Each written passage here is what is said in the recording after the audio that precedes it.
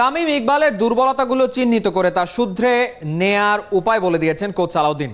দ্বিতীয় দিনের মতো গুরুর দীক্ষা নিয়েছেন ব্যাট প্যাচে থাকা তামিম। আসছে টি-20 কাপে তামিমকে নিয়ে আশাবাদী তিনি। তামিমের কারণে মাঠে এলেও সালাউদ্দিনের কাছ থেকে তালিম নিয়েছেন আলামিন মুস্তাফিজরাও। এতেশাম সবুজের রিপোর্ট।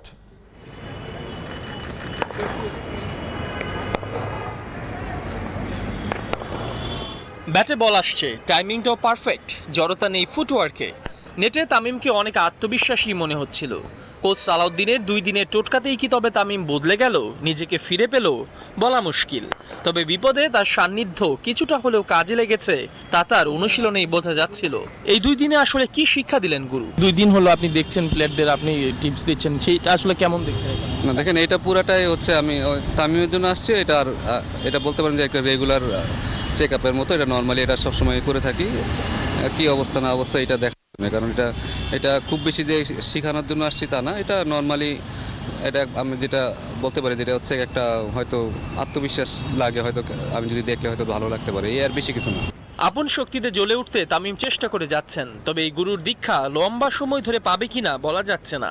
কারণ বিকেএসপিতে সাকিবের অসমাপ্ত ট্রেনিংটা যে বাকি পড়ে আছে, যদিও এ ব্যাপারে দুজনের মধ্যে নাকি এখনো কোনো কথাই হয়নি। এই নিয়ে আমার সাথে এখন কোনো আসলে কথা হয় নাই, কারণ এখন যেহেতু বোর্ডের আন্ডার আছে, এখন বোর্ডের সাথে হয়তো সে ডিসকাস করে কি প্র্যাকটিস করবে না করবে সেটা সে করবে।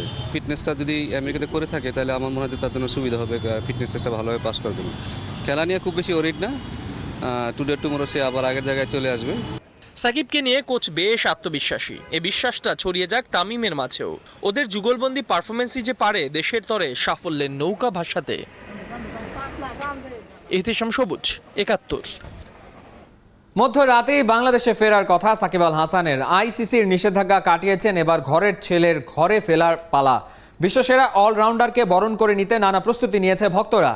বাংলাদেশে আসার আগে নিজের ইউটিউব চ্যানেলে ভক্ত আর সাংবাদিকদের প্রশ্নের জবাব দিয়েছেন সাকিব। আশা করছেন বাংলাদেশকে সামনে এগিয়ে নিতে অবদান রাখবেন। মাহদি হাসানের রিপোর্ট। বন্ধুত্বের হয় না পদবী,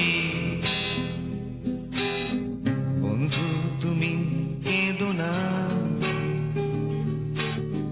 বন্ধু সবুজ চিরদিন, বন্ধুত্বের বয়স বাড়ে না। জাতীয় দলে কেউ বয়সের কাছাকাছি, আবার কেউ সাকিবের গুণমুগ্ধ ছোট ভাই। বিকেএসপি বা ঘরোয়া ক্রিকেট মিলিয়ে সুদীর্ঘ যে জানাশোনা, তাতে টিমমেট যতটা, বন্ধু কি কোনো অংশে কম? ম্যাচ পাতানোর প্রস্তাব গোপন করাতে সাকিবের নাম আসাতে নিশ্চয়ই তারা কষ্ট পেয়েছেন। বন্ধুত্বে নাকি সরিও বলতে হয় না, তবু সাকিব হয়তো সরি বলেছেন বা বলবেন। তবু ফেরার পরও বন্ধুদের মাঝে বিশ্বাস অবিশ্বাসের যে অদৃশ্য দোলাচল থাকতে পারে, তাকে নিয়েছেন সত্যিকারের বন্ধুর মতোই সহজভাবে। এটা আসলে অস্বাভাবিক কিছু না, মনের কোনায় এরকম একটু সন্দেহ জাগতেই পারে, এবং সেটা নিয়েও আসলে আফসোস করার কিছু নাই। কারণ ঘটনাটাই এমন যে এখানে যে কারো যে কোনো সময় মনের কর্নারে একটু সন্দেহ জাগতেই পারে।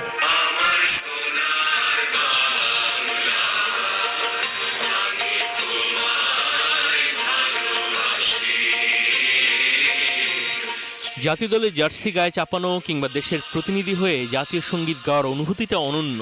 শুধু খেলাতে কি সীমাবদ্ধ? প্রত্যেকটা খেলোয়াড়ই জীবনে অন্তত একবার হলেও স্বপ্ন দেখে নেতা হওয়ার। সাংবাদিকদের প্রশ্নের জবাব সাকিব আল হাসান দিয়েছেন বেছে বেছে, তবে সবচেয়ে বেশি দিয়েছেন হারিয়ে ফেলা অধিনায়কত্বের দায়িত্ব নিয়ে।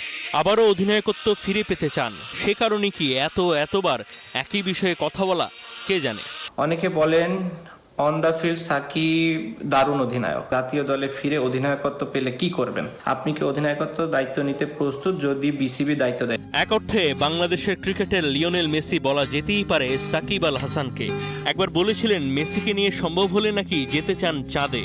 বার্সেলোনায় মেসির অসুখী অধ্যায় নিয়ে কথা বলতে গিয়ে সমর্থন দিয়েছেন প্রিয় লিওকেই। আমি চাচ্ছিলাম যে মেসি মুভ করে ম্যান সিটিতে যাক অথবা পিএসজিতে যাক। আমার ধারণা ওই 2 জায়গাটাতে গেলে ও অনেক ভালোভাবে খেলতে পারতো। ফেরার উপলক্ষ সার্থক হবে ওয়ানডে বা টি-20 বিশ্বকাপ জিততে পারলে। নিজের সেরাটা দিয়ে ফিরতে পারবেন এমন প্রত্যাশাই করছেন বাংলাদেশের জান, বাংলাদেশের প্রাণ। বাট যেহেতু এখন সময় আছে বা সামনে একটা আমাদের ডোমেস্টিক টুর্নামেন্ট আছে, এখানে আমি ওই 15-20 দিনের যে ট্রেনিংয়ের গ্যাপটা ছিল ওটা আমি আমার ধারণা পূরণ করতে পারবো। বড় ধরনের শাস্তি পেতে পারেন এমন চাপ নিয়ে বিশ্বকাপের সেরা রান সংগ্রাহক হওয়ার অবিশ্বাস্য কীর্তি গড়েছিলেন। এত নির্ভর থাকেন কিভাবে? ঠান্ডা মাথায় থেকে খেলার চেষ্টা সবসময় করি, সবসময় হয়তো সেটা থাকতে পারি না। আমার মনে হয় এর একটা বড় কারণ, বড় পরিবর্তন এসেছে যখন আমার ফার্স্ট বাচ্চা হয়। ওর পর থেকে আমার ভেতরে এই পরিবর্তনটা আসা শুরু হয়েছে। এখন আমার মনে হয় আমি অনেক কাম থেকে খেলতে পারি। মাহাদি হাসান, ৭১। অবশেষে একটা ইনডোর ট্রেনিং সেন্টার পাচ্ছে ফেনী জেলার খেলোয়াড়রা। অলরাউন্ডার মোহাম্মদ সাইফুদ্দিনের চেষ্টা এবং স্থানীয় সংসদ সদস্য নিজামুদ্দিন হাজারীর আন্তরিকতায় ফেনী জেলা ক্রীড়া সংস্থা এবং জেলা পরিষদের সমন্বয়ে ইনডোর ফ্যাসিলিটি তৈরি হচ্ছে ফেনীতে, যার ফলে খেলোয়াড়দের অনুশীলনের সুবিধা বাড়বে। দেবচৌধুরী রিপোর্ট। অচেনা মুখগুলোর মধ্যে একটা চেহারা দেশের প্রায় সব জায়গাতেই পরিচিত, জাতীয় দলের অলরাউন্ডার মোহাম্মদ সাইফুদ্দিন। লকডাউন পরবর্তী সময়ে ফেনীতে মাঠ এবং প্র্যাকটিসের সুযোগ সুবিধার অভাব নিয়ে অসহায়ত্বের কথা জানিয়েছিলেন মোহাম্মদ সাইফুদ্দিন। গণমাধ্যমে সংবাদও হয়েছিল। তারপর শুরু হয়েছিল ফেনীর ক্রীড়া সংশ্লিষ্টদের নিয়ে সমালোচনা। সাইফুদ্দিন কেবল কথা বলেই থেমে যাননি, চেষ্টা চালিয়ে গেছেন। স্থানীয় সাংসদ থেকে জেলা পর্যায়ের সংগঠক কিংবা স্থানীয় সরকারের সংশ্লিষ্ট কর্মকর্তা, সম্ভাব্য সবার কাছেই একটা ইনডোর তৈরি করে দেওয়ার অনুরোধ করেছিলেন সাইফুদ্দিন। সেই অনুরোধের প্রেক্ষাপটেই জায়গা চূড়ান্ত করে কাজ শুরু হয়েছে। ইনডোর আউটডোরের যে মাঠটা আছে ওইটা আমরা ব্যক্তিগতভাবে আমাদের এখানে যারা সংশ্লিষ্ট ক্রীড়া সংস্থার যারা আছেন ওরা সবাই পৃষ্ঠপোষকতা করাতে কাজটা খুব দ্রুত তাড়াতাড়ি আগাচ্ছে। তো এই জন্য আমি খুব খুশি। আমার অনেক দিন থেকে একটা ইচ্ছা যে একটা ভালো ক্রিকেট ফ্যাসিলিটিস যাতে ফেনীতে হয়, এটা আমার এক প্রকার ড্রিম ছিল। দেশের প্রায় সব জায়গাতেই খেলাধুলার অবকাঠামোর যথেষ্ট অভাব রয়েছে। যারা সাইফুদ্দিনের মতো আছেন তারা চাইলে চেষ্টা করতে পারেন, কারণ কম বা বেশি চেষ্টায় ফল মেলে। দেবচৌধুরী, ৭১। প্রেসিডেন্টস কাপে অধিনায়কের আস্থা কুড়িয়েছেন, খুশি হয়ে ক্যাপ্টেন একটা ব্যাটও উপহার দিয়েছেন। গল্পটা বিসিবি প্রেসিডেন্টস কাপে মাহমুদুল্লাহ রিয়াদ আর মাহমুদুল হাসান জয়ের। অনূর্ধ্ব-19 বিশ্বকাপ জয়ী এই ক্রিকেটার জাতীয় দলের খেলোয়াড়দের সাথে পারফর্ম করতে পেরে দারুণ খুশি, এখন অনেক আত্মবিশ্বাসী। এতেশাম সবুজের রিপোর্ট।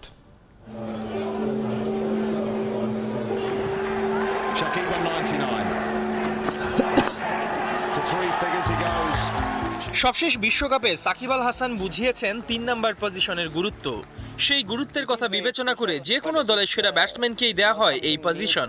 অনূর্ধ্ব-19 বিশ্বকাপে যেখানে খেলেছেন মাহমুদুল হাসান জয়ের জয় হয়েছে, সেমিফাইনালে দারুণ একটা সেঞ্চুরি করেছে, দলটা ট্রফি পেয়েছে।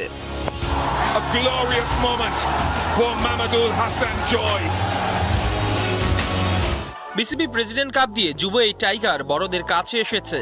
মাহমুদুল্লাহ তার উপরই আস্থা রেখেছে, ৩ নাম্বার পজিশনে খেলতে দিয়েছে। জয়ের নাকি বেশ মজার একটা অভিজ্ঞতাও হয়েছে। টিম প্ল্যান ছিল যে আমি নাম্বার 4-এ ব্যাটিং করব। সো রিয়াদ ভাই আমাকে হঠাৎ এসে বললো যে তুই 3-এ ব্যাটিং করতে পারবি। আমি বললাম জি ভাই আমি পারবো। উনি আমাকে প্ল্যানটা দিয়েছিল যে তুই শুধু নতুন বলটা একটু পূরণ করে দিয়ে আসবি, তারপর আমাদের দেখার বিষয় আমরা দেখে নেব। উনি যে প্ল্যানটা দিয়েছিল আমি মোটামুটি সাকসেসফুল হতে পেরেছি। তারপর উনি আমাকে একটা ব্যাট গিফট করে ম্যাচ শেষে নেক্সট প্র্যাকটিস সেশনে। যুব দল যদি পুকুর হয়, জাতীয় দল তবে সাগর। সেই সাগরে কিভাবে সাঁতার কাটতে হয় কিংবা উত্তাল ঢেউ ভেঙে কিভাবে ভেসে থাকতে হয় তাই নাকি শিখেছে প্রেসিডেন্ট কাপের ড্রেসিং রুমে। 3টা ম্যাচ সুযোগ পেয়েছি, আমার যতটুকু পসিবল আমি কাজে লাগানোর চেষ্টা করেছি। সিনিয়র ভাইদের সাথে আমরা ড্রেসিং রুম শেয়ার করতে পেরেছি, এটাতে আমাদের অনেক এক্সপিরিয়েন্স গেদার হয়েছে। জয়ের মতো অনূর্ধ্ব-19 দলের 12-13 জন আছে চলমান এইচপি ক্যাম্পে, যা কিনা জাতীয় দলে প্রবেশের বড় মঞ্চ। পথটা কেমন পার করছে? অলমোস্ট 12-13 জন আছি 19-এর। সো এটা আমাদের নতুন একটা ক্যাম্প, এটাতে আমরা অনেক টেকনিকের বিষয়গুলো এগুলো আমরা আরও বেশি ইমপ্রুভ করে সামনে আরও এগিয়ে যাওয়ার চেষ্টা করব। করোনার লম্বা বিরতির পর ওরা মাঠে ফিরে ওয়ানডে একটা পরীক্ষা দিয়েছে, এবার টি-20 মিশন।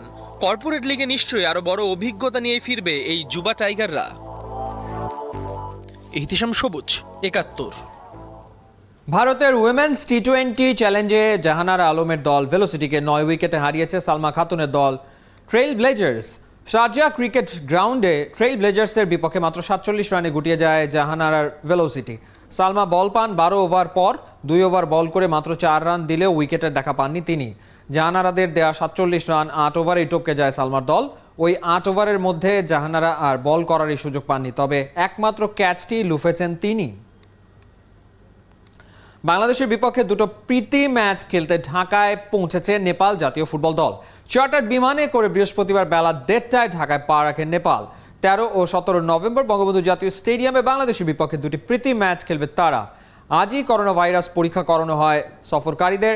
শনিবার পর্যন্ত কোয়ারেন্টাইনে থাকবে নেপাল দল। 25 জন খেলোয়াড় ও 7 জন কোচ কর্মকর্তা সহ 32 জনের বহর নিয়ে এসছে দলটি। গুঞ্জন হয়েছে সত্য, বাংলাদেশ অধিনায়ক জামাল ভুঁইয়া ভারতের আই লিগে খেলবেন 129 বছরের প্রাচীন দল কলকাতা মোহামেডানের জার্সিতে। সামনের লিগে এশিয়ান কোটায় খেলবেন তিনি। অনেকদিন পর বাংলাদেশ থেকে কোনো ফুটবলারের ভারতে খেলার সুযোগ হয়েছে। এ নিয়ে লাল সবুজ দলের অধিনায়কের উচ্ছ্বাস কম নয়।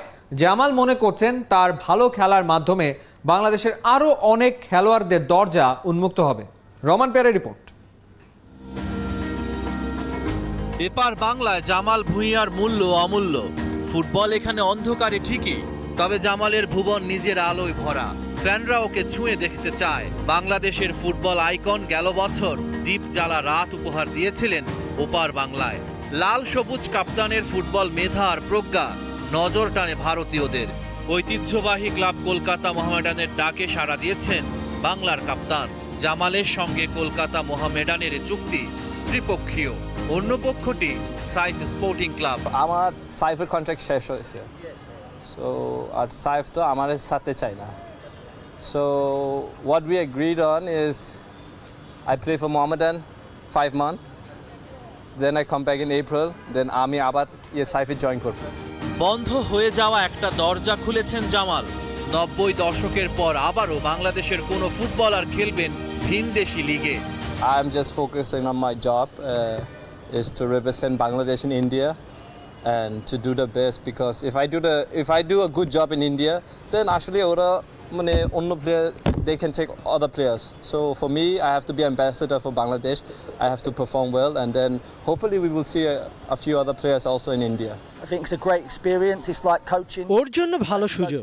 জামালের কারণে বাংলাদেশের খেলোয়াড়দের জন্য ভবিষ্যতে আরো সুযোগ তৈরি হবে। জামাল মোহামেডানে ভালো করতে পারবে ওর অভিজ্ঞতা দিয়ে। So for me, I think it's 7 বছর পর ভারতের দ্বিতীয় সর্বোচ্চ ঘরোয়া আসর আই লিগে উঠেছে কলকাতা মোহামেডান।